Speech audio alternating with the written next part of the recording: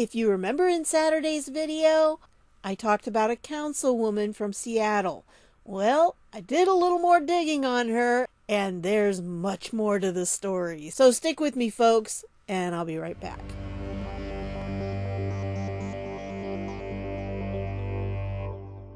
Hey everybody, this is Deb with Truthification Chronicles, and I did that video and I had the councilwoman's letter or statement in it, and I found out there's more information on her. So let's get going because I've got other things to share with you too, and I'm kind of lumping all of these particular things together in a video because I know that this one, because it talks about controversial subjects, has to be demonetized.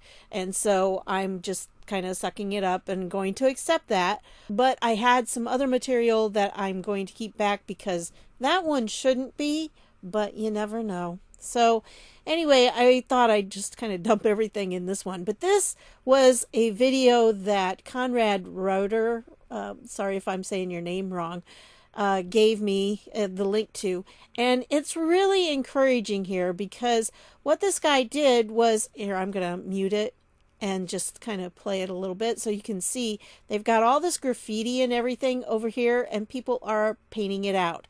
Well, then these ladies over here were a little upset that they were painting it out, and he calmly explained why they were doing it. Now, I kind of disagree with him in that he's talking about painting, putting up a white undercoat so that they can come back and they can actually do murals and things. Well, I'm not so big on that either because you don't know what the owner of that building wants. And I think, it's when you listen to them and they say, well, they have the right to say all this stuff. Well, yes, they do. But, the owner has a right not to have that kind of stuff on the side of the building. So, you have to look at it when they're claiming that they have a right to express themselves. Well, the First Amendment does not give you a right to express yourself. The First Amendment says you have the right to speech, free speech. And that's not necessarily graffiti. Graffiti really is not free speech. And vandalism is the whole point of this, because vandalism means that you are putting that on someone else's property without their permission. And that's where you have to draw the line, because that's not right. I mean, you can express yourself freely as much as you want on your own property, but don't be doing that on somebody else's property. It's not right. And so I disagree with him in that respect. But if those people that own those particular buildings want to have murals put up and they're okay with that, go for it. I'm fine with that too. But the whole idea that, we're just going to whitewash over the bad stuff and we're going to leave the other stuff that we think isn't bad, well, I kind of disagree with that. But I do appreciate what he's doing, going around and just, he's hugging people, which probably is turning a lot of them crazy. But they were cleaning things up. They, and there was people of all different kinds that were part of it. And, they had some people just kind of keeping an eye on things. But they were cleaning all kinds of stuff. They had trash. I'm looking for the trash here. I don't see it, but they had trash that they were trying to get rid of. And it was just the community coming together to try to clean things up. And, I think that's great because most of the people in that community don't want to walk along buildings that look like that. That's not what they want. And some of the things that were on there, first of all, are not nice and not good. You don't want your kids seeing them. Secondly, some of them were tagged by gangs, and you really don't want to promote the gangs. So anyway, I'll leave the link to this video down below so you can watch it yourself if you want to. And then I got to show you this one, okay? This is one that I found, and he says, this is a message to all the white liberals. So here you go. White guilt is one of the most racist things that a black person could ever experience. When white liberals attempt to express their white guilt, they're not helping the black community in any type of way. All white guilt shows us is that the white liberals think that they're more superior than us. They think that they're more smarter, They think that they're more educated. They think that they're more successful, etc. And I'm tired of it. I'm tired of white liberals thinking that they're better than the black men just because of incidents that have occurred over 60 years ago and slavery that happened hundreds of years ago. No, we are not living through the civil rights era or Jim Crow laws anymore. We are living in the 21st century where anybody of any race or any gender, any religion, any background can succeed in America. White liberals will tell me that I'm oppressed even when I tell them that I'm not. What's even worse is when those same racist white liberals come back to call me a coon or an Uncle Tom because I do not view myself as being oppressed. Every single day we live in America, everyone goes through ups and downs, good times and bad times. There is only good and evil, no extra BS. I'm not going to sit here and act like I'm oppressed when I know I'm not. And it's a slap in the face to the black community's ancestors who have actually endured true racism, oppression, and slavery hundreds and hundreds of years ago. I'm calling on every single white liberal to stop judging me by my skin color and calling me oppressed. And judge me by the actions and the words that come out of my mouth. I will not let you create a racist stereotype of what you believe a black man is supposed to be. The black man is strong. The black man is not oppressed. The black man, just like any other man of any other color, can succeed, can be successful, can work hard, can make a life for themselves. The color of our skin is just a color. That's it. We all bleed red and we're all American citizens. Boy, he really says it, doesn't he? And you know, he's right. This is what Martin Luther King Jr.'s dream was, that people would be judged by the quality of their character and not by the color of their skin.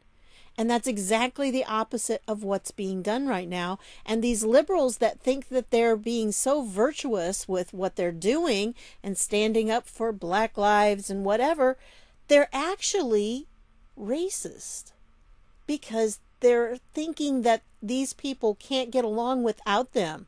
So they have to swoop in and make things right because evidently they believe black people can't do it for themselves. I mean, it really is. And you know, as a retired teacher, I saw a lot of the policies that they were talking about for kids. We've got to have different standards for these kids because they're growing up, you know, black kids. And it's like, why? They're smart. They've got the same intelligence that kids that are white or kids that are Asian or, you know, anybody, Hispanic kids.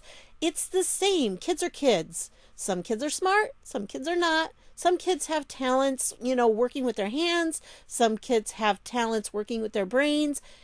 You know, some kids are athletic. Some kids are not. It's okay. It doesn't matter what color their skin is. They're all the same. They're kids. That's what they are.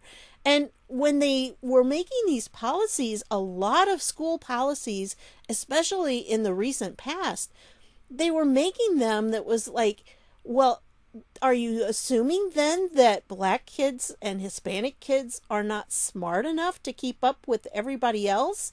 So we have to dummy down the programs for them so they can make better scores?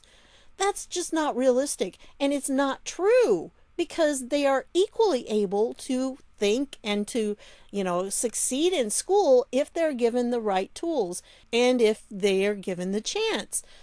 But like I said, a lot of the policies in schools nowadays really do come out racist because they're saying that evidently they don't believe that the minorities can accomplish the same amount of stuff. They can't do the work that the white kids do.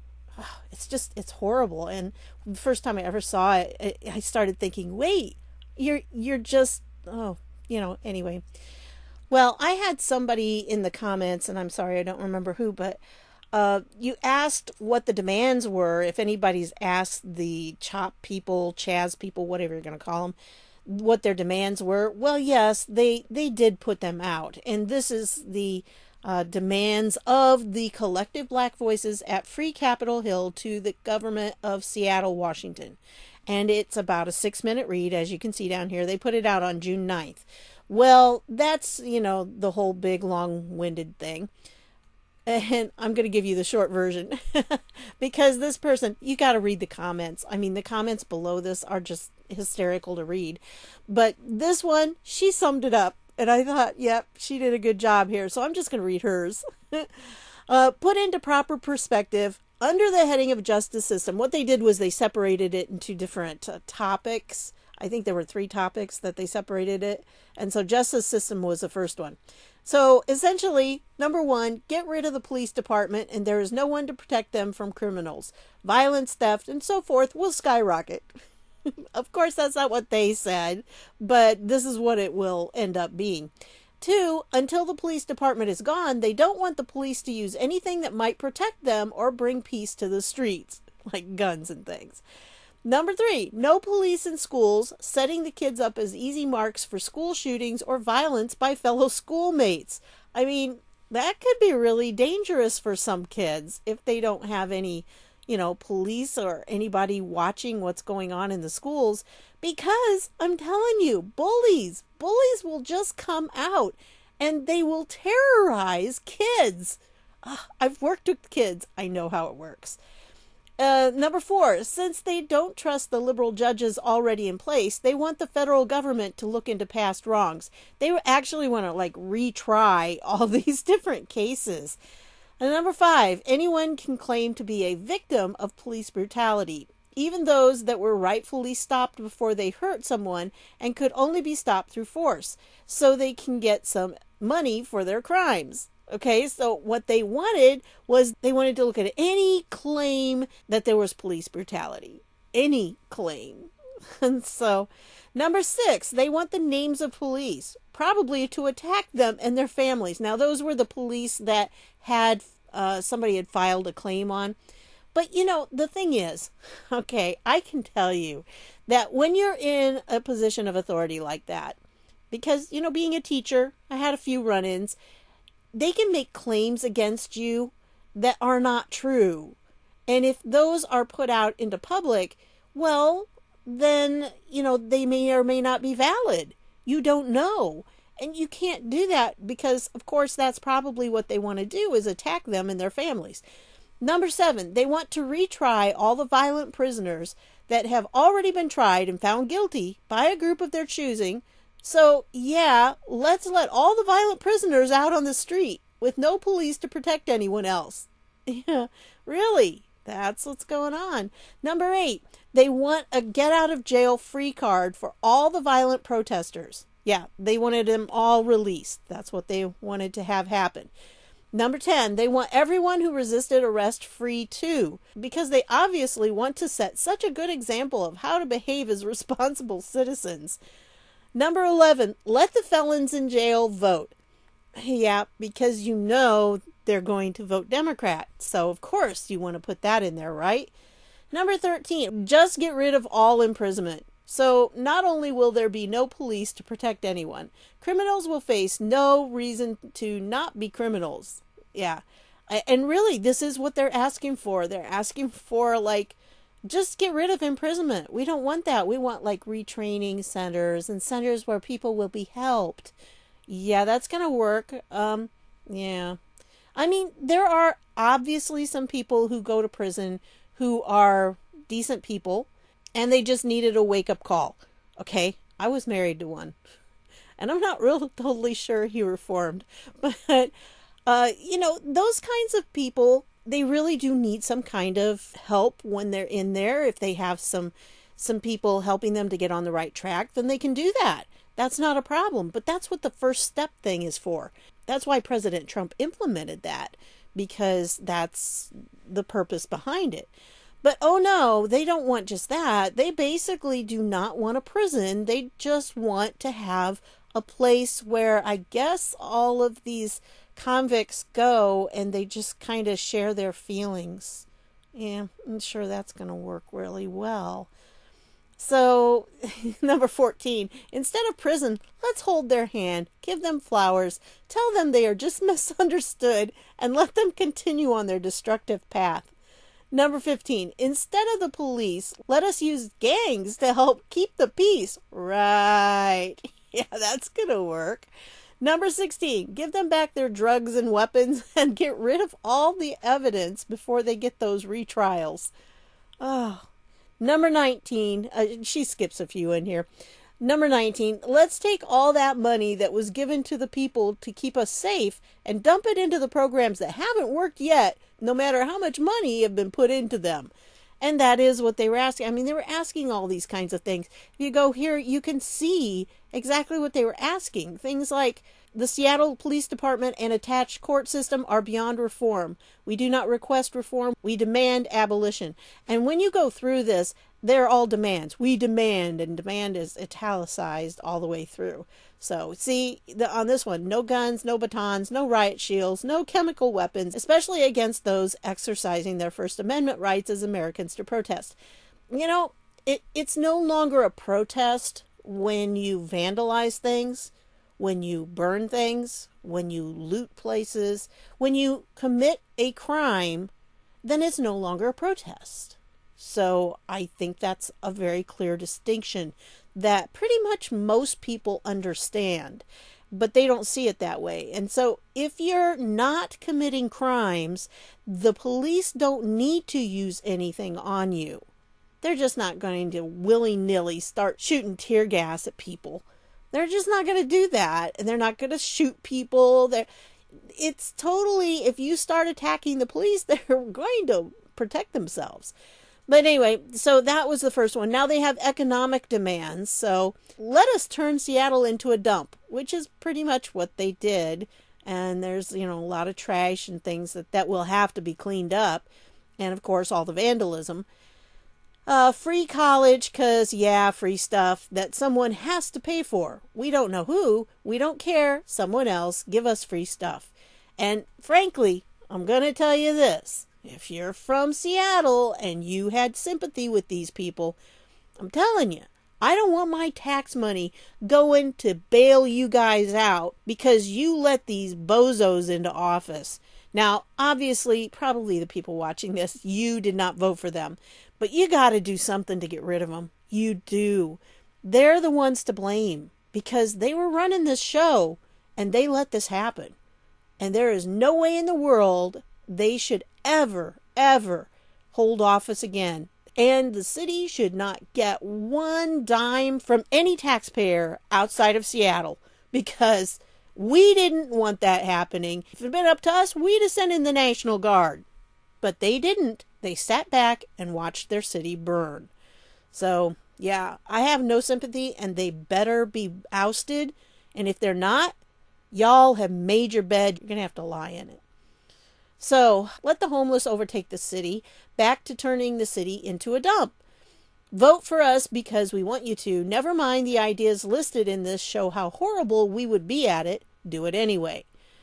I think that one was get rid of the requirement to have to pay or have any money involved if you want to run for office. And especially if you have to leave your job to do it because, you're going to have to have that subsidized somehow. Yeah, it was really bizarre. Health and Human Services, we are racist and want segregation. Yeah, they are. I mean, it's just reverse segregation. There's no difference. I mean, it's the same things. They had a garden. It was only for blacks.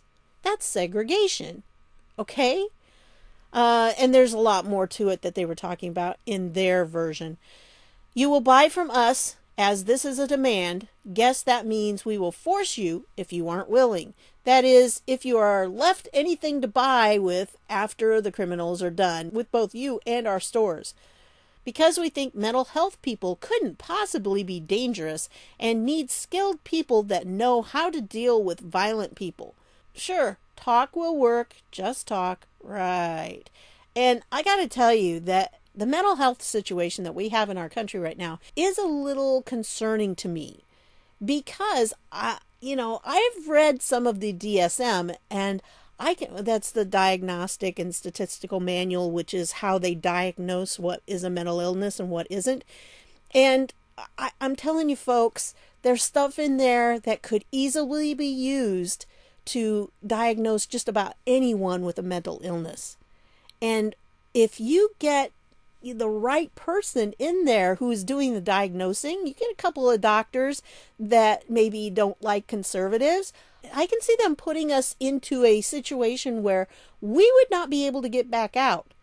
I mean, we need them in there for observation because they're not mentally stable. Well, you know what they've said about Trump. So if they're going to say about him, they're going to say about us.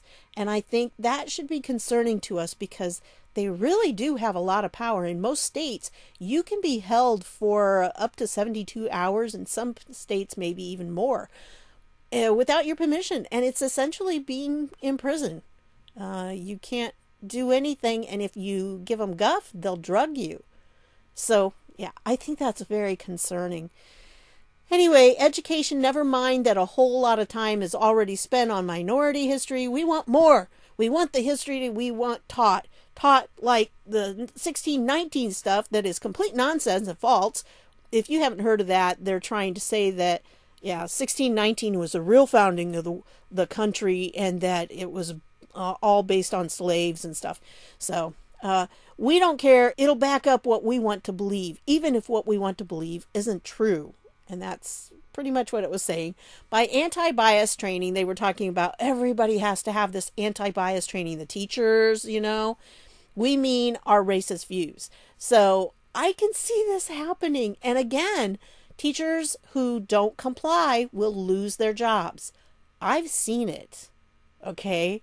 I saw a big purge going on shortly before I retired because there were a lot of teachers that were from the old school and they actually wanted to teach and they expected discipline in their classrooms, and that was not going to be allowed. Instead of having opportunities for teachers to get better at teaching, and to learn skills that would help enhance their teaching, we had in-services where they would bring in a tolerance type person and stuff. And I saw it coming. I'm really glad that I retired when I did. I wasn't happy at the time because it was because of my health. But boy, I tell you, I'm glad I'm not there now. I'd be in trouble. I really would if I was in the public school system. So, don't know if we have any Confederate statues, but yeah, let's take them down anyway. But leave up all those socialist ones. And then down here, thanks to Kshama Sawant, who not only opened City Hall to us, but helped us with this because she is a horrible person who also wants anarchy so she can move on to socialist ideas. The ideas that will make all but the elite miserable and has always involved the death of millions. We, of course, don't think it'll be us, but it probably will. So I really liked what she had to say. But again, if you want to go through all their demands, here they are. You can read them for yourself. But this Kshama Sawant is the one who I talked about in the last video. And she mentioned something called socialist alternative. Well, at the time, it was kind of late and I wanted to get that video done. So I kind of passed over the whole socialist alternative thing. So I decided, well, I got to find out what this is because I was curious. Plus, I also saw this 724 Best of Breed tag me in it. You can see that on Twitter. And said, not Antifa, but a socialist alternative. Kshama Sawant from the Seattle City Council, District 3, Capitol Hill, CHOP, has a PhD from North Carolina State University, how she spends her paycheck. And then there was this article. Well, this article is that she's a con artist. And I'm not so sure it's a con artist, but I think money laundering would be probably appropriate. Here is it's 9 minutes and 26 seconds of a talk show about it, a guy talking about it. And he gives a good summary, but basically this is what's in this article. So I'll just kind of go through this. He got it from this SCC Insight, which is this page right here. And this page gives you all the documentation that he refers to. So, there's all the documents and everything. So, I'll leave all the links down below and you can check it if you want to. And if you happen to be from that area, spread the news because this is kind of true. Now, I do have to tell you that this was from April 27th, 2018. So, this has been around for a little while. It's not anything new. This is what this woman has been doing. So, in terms of political corruption, we are as bad as any city in the country has ever been. An independent citizen journalist recently posted on his website some hidden truths about Seattle City Council members Kshama Sawant's finances. When Kshama Sawant first got elected to the Seattle City Council, she pledged that she would only accept an ordinary worker's salary, $40,000 per year, and would give the rest of her salary away. How noble. Now that she has updated her filings, and that's the documents you saw on the other website, I want you to see what a fraud this caring socialist is. I want you to hear how a person who pledged to live on an ordinary worker's salary finances her life at a much higher level than the ordinary worker. She lives in a house that is worth between $800,000 and $900,000 and has over $500,000 in equity in her house. Yeah, she's part of that proletariat. But what does she do with the money she gives away? First of all, let's talk about her husband. She got rid of the six-figure Microsoft guy. I guess it doesn't look too good to decry the rich when you're married to a Microsoftie. So she's now married to a guy named Calvin Priest. Priest has what is described as, quote, an undefined relationship with an organization called 15 Now, an organization dedicated to raising the minimum wage to $15 per hour.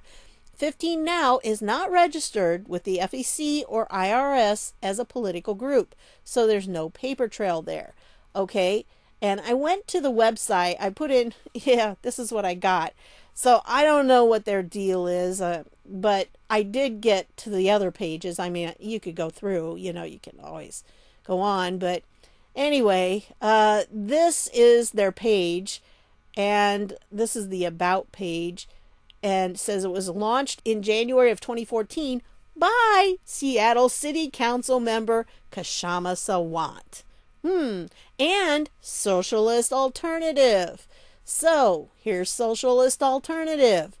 So, this is, join the Socialists. This is nothing less than just say, hey, we are socialists. We are proud of being socialists. We want you all to join and to be part of socialism too. So they don't even hide it anymore, folks.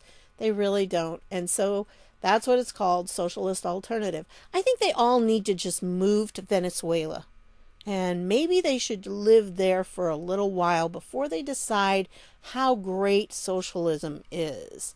It isn't, folks. It is not that great. And I will tell you that when I was living in France, they're under a type of socialism there. And I can tell you that they had difficulties getting people to work. One of the first words that I learned, I knew French, textbook French before I went there. But when I went there, I was working with a church for a little while. And I can tell you that one of the major words I had to learn, because it was everywhere, was chômage, which meant unemployment. And it was very big then. And a lot of the problems that they were having were because of their exorbitant tax rate. And that's what happens when you're in socialism. You work and half of your paycheck goes to the government. So I just happen to think that Americans can do a better job of managing their own money than the government can. And that's why I am not for socialism. All those things that you think you're getting perks, they're not perks. You're paying for them big time. And I knew people that were trying to get out around the whole tax thing. They would do things kind of off the books. And one guy, he used to fix like washing machines and dryers, and he'd get old ones and he'd fix them up and he'd sell them. And it was like a cash only business because he didn't want it going to the government. And so there were ways around it. That's what people were doing. But the reality is that you have to give a big chunk of your money to the government. And anybody who thinks that the government does a good job of running things, I don't understand how they can say it. Because, the VA was in a huge mess, and that's government run. So, yeah, it's never good. It really isn't. I had one friend who was up in Canada, and it was a year and a half before she could have surgery to remove her ovaries because she had ovarian cancer. And yeah, from the time she got the pap smear until the surgery, a year and a half. That's not good when you have ovarian cancer. She was lucky. But, you know, when you have to wait that long, you're taking your chances. Anyway, so back to this. This is the socialist alternative that it's talking about here. So keep that in mind. We've got two different organizations. We have one called 15 Now, and we've got this socialist alternative. All right, so last year, Sawant gave a total of about $25,000 to 15 Now and Socialist Alternative. That was what she gave them. Okay, let's talk about what those groups do for her. Sawant and her husband have had over $13,000 worth of travel paid for by, drumroll, Movement for the 99% and Socialist Alternative. So she gives money to Socialist Alternative, and they pay for her and her husband to fly all around the country. Well, that's odd. Sawant's husband apparently works for Socialist Alternative, where he last year made between $10,000 and $25,000. Sawant gives $13,800 to Socialist Alternative, and Socialist Alternative pays for her and her husband to fly all around the country, and they give a salary between $10,000 and $25,000 to her husband. And that's called money laundering. I mean, it really is. So the money Kshama Sawant gives to Socialist Alternative comes right back to Kshama Sawant. That's a pretty handy little relationship there. Socialist Alternative, which is no longer a nonprofit, paid for Sawant and her husband to go to Minnesota and represent them at a conference. This is all, by the way, to do with her building her personal brand as a firebrand socialist, not to do with her being a Seattle City Council member. So that's what this kind, generous philanthropist is doing with the money she claims to give away. I'm not saying this is illegal, and that's the problem. It's not. She is well within her rights. I'm simply showing what a phony she is. Pure and simple, she's a con artist. She deceives people and lies to them. Sawant has a lot of dopey people following her around, cheering for her as some socialist icon. But really, she is all about herself. And that's the way it usually works, right there. So I wanted to share that with you, and if you want a little more on it, this one, oh, it really gets into it, and like I said, shows all the different donations and everything. And this 15 Now, you know, I went to that page. Well, you know, like I said, I showed you the page, and it gave me the warning first. Well, this is the little bit about it. And over here, it has, you know, the Twitter feed of obviously someone they're following. And the thing is, this is March 19th. I mean, that's a while back, isn't it? Well, I clicked on the latest news, and it comes up with this. Look at this. This is when you click on latest news, this is what it brings up.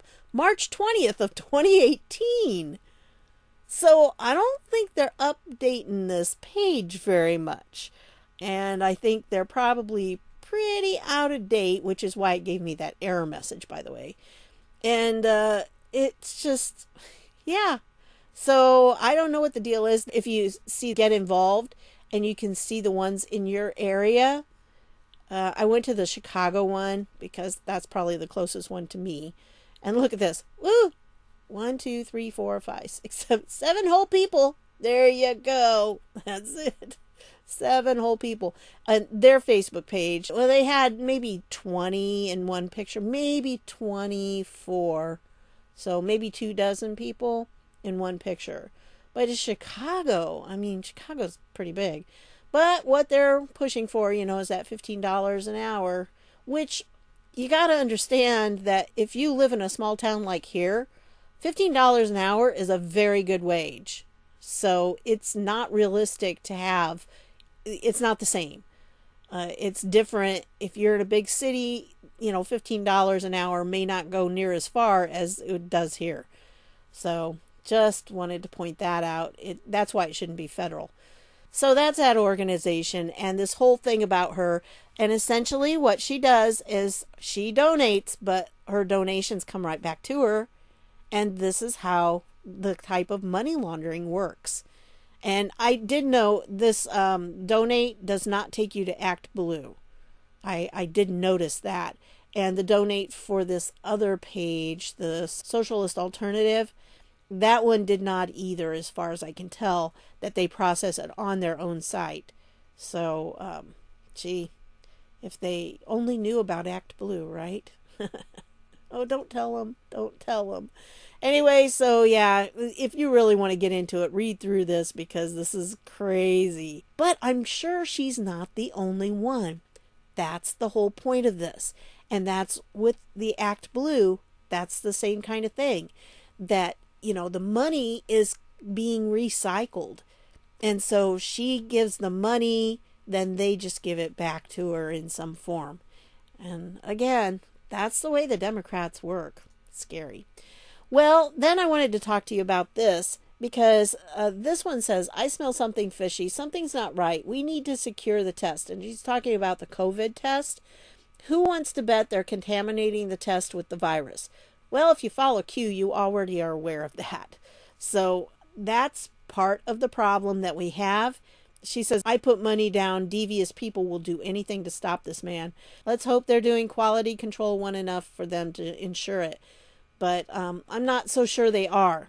And I have a friend, this is one of those friends of friends type thing, but I have a friend whose nurse friend told her that the coronavirus, which exists, and we've known about it, and it exists in other forms, that when you're taking this test, this nurse friend said that it gives a positive if you have the regular coronavirus instead of the COVID-19. Which is not near as bad as the COVID-19 version. So is that what's happening? Is that why we're seeing so many big cases that people just have a regular flu? And since it's a coronavirus, it's being translated as, oh, it's COVID. So that's my question. Are the COVID tests really testing COVID? Or are they testing maybe something else that's also a coronavirus? Are they giving positives for that? Well, this is from the 8kun site. And, as always, 8kun is for people to freely express their opinions. Well, this is one of those. So I can't say that this person is real, that this is really a person who is a healthcare worker. But this is what this person says. So again, take it a little bit with a grain of salt, but I think it probably is valid. I'm going to give it to you. And again, it's kind of based on what I just said. So she says, Q, I hope you see this, and Anons. I have to get this off my chest. I'm a healthcare worker with some oversight of 2 nursing homes in Maryland. An associate of one of the nursing homes called me one day to let me know that she was contacted by Governor Larry Hogan's COVID task force team and that mandatory testing for all patients and staff was required and wanted to set up a time to come test everyone. My associate told the gentleman on the phone that he had no positive cases and it wasn't necessary to come test. The man on the phone snickered and said, "You don't have it yet, but you will." She set up the time for testing, much to her dismay. She immediately called to relay this info about her convo. Because I was already seeing a pattern of the spread of COVID based on testing, I told her not to let them in the facility, but we were powerless as they sent the National Guard. We did the testing and had multiple positives of patients and staff right off the bat, despite having 0 positive cases or sick patients prior. Within days, patients were getting severely sick and dying, practically wiped out one whole unit in our facility. The almost identical situation happened at my other facility. 0 cases, mandatory testing, unexpected positives, people dying. Anons and Q, I am fairly confident at this point that the tests are infecting the people. Remember, Governor Hogan hid his tests he obtained from South Korea away from the president.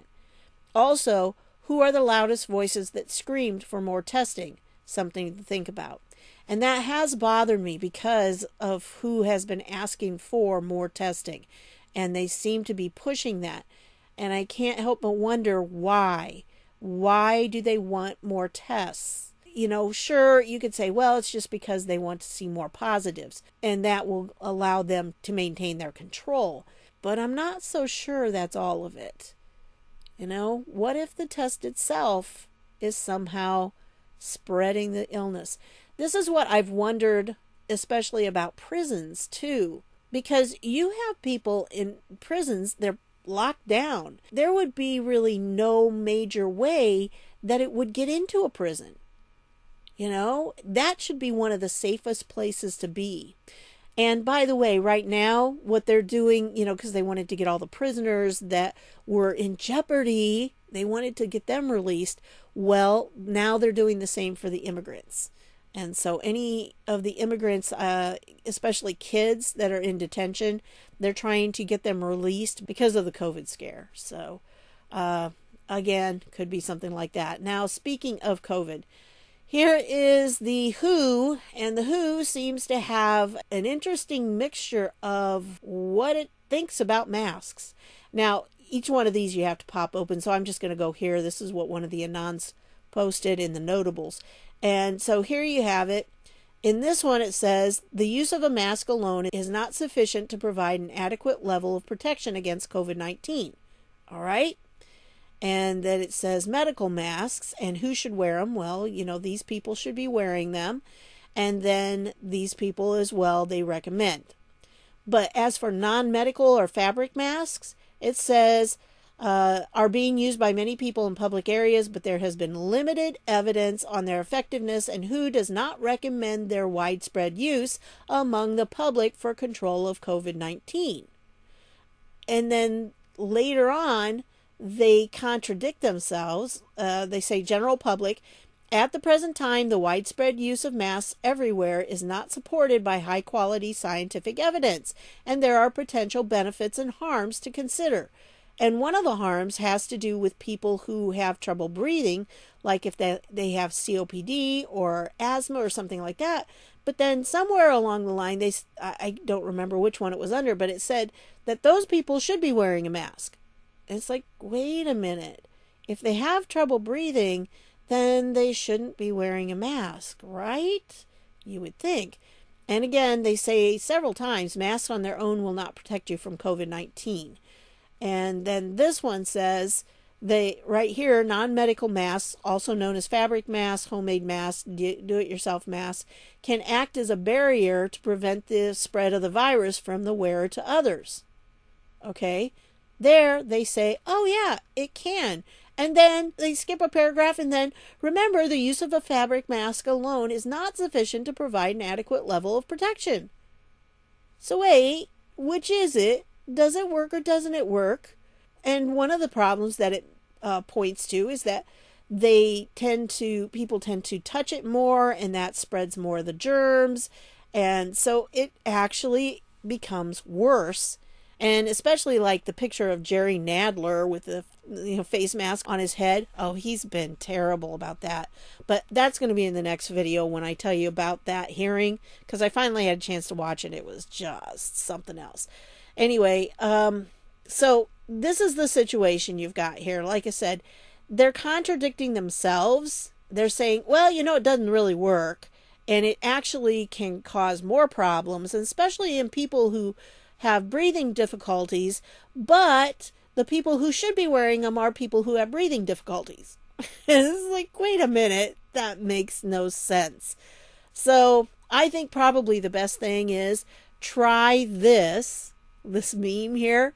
I think this probably might work, because you can say, I have a condition that won't allow me to wear it, and, when they ask you, well, what's your condition? You say, you know what? The American Disability Act says, you can't ask me. So, HIPAA laws, you can't ask. So I think that could be an interesting thing if you try it. I don't know. Friends, I don't live in a place where they're being required. I have a great mayor here who is a good conservative guy. He's not going to go all crazy on us. And they've not been restrictive at all where I live. But, when I go to Pete Buttigieg's city, that it gets a little bit hairier. Although now they've relaxed it, and you are recommended to wear a mask, but you don't have to enter stores. I mean, you had to have one. So I've got 2 more things to share with you. I know this is getting long again. I tend to do these long ones lately. It's just there's so much news. All right, so this one came out on the 26th, and guess what? 1 in 5 mail-in ballots rejected as fraudulent in New Jersey election. Now, if you remember, they had problems to begin with, because I think wasn't this where they got the wrong ones? Like, the Republicans got ones that said Democrat names on them, so they didn't even get to vote. But this one, they had 3,190 votes. 19% of the total ballots cast were disqualified by the Board of Elections. This is showing that it really is a problem. The mail-in ballots. I know people are saying that it doesn't make a difference, that there's no evidence. That's a lie. There is evidence. And I gave you some in the last video. Well, I'm putting it in this video. A couple of them, this one and the next one, is going to be about this, because then when I do the following video, I'll just refer back to this, because evidently voter fraud, election fraud, that's a controversial subject, so it gets demonetized. I still don't understand how child abuse, how can that be controversial? Is there any person in the world that is for that? Well, this is out of Michigan here. And this lady, she has been charged with altering ballots. This was from September 24th of last year. So this is not new. And right here it says, we are told by so many on the left that ballot tampering and election fraud does not occur. Once they are confronted with an example of it happening, we are then told by them it rarely happens. At what point are they going to admit it does happen, and happens more often than we and they think? So again, this is what's going on. And here's the lady, Sharikia Hawkins, and it was for Southfield, Michigan, was charged with 6 felony counts for allegedly altering absentee ballots during the November 2018 election. I'll tell you, we won the House. I am sure of it. They cheated. Falsifying returns or records, forgery of a public record, misconduct in office, and multiple counts of using a computer to commit a crime. She was released on $15,000 bond. I've not heard how that was, came out, if she's been to court to be sentenced or anything. But, the thing is, this is going on in lots of places all over the country. And when you add them up, they make a difference. Anyway, that's what I've got for you on this one. Sorry that it ended up so long again, but, there's just so much going on. So, thanks for stopping by, and I'll see y'all later.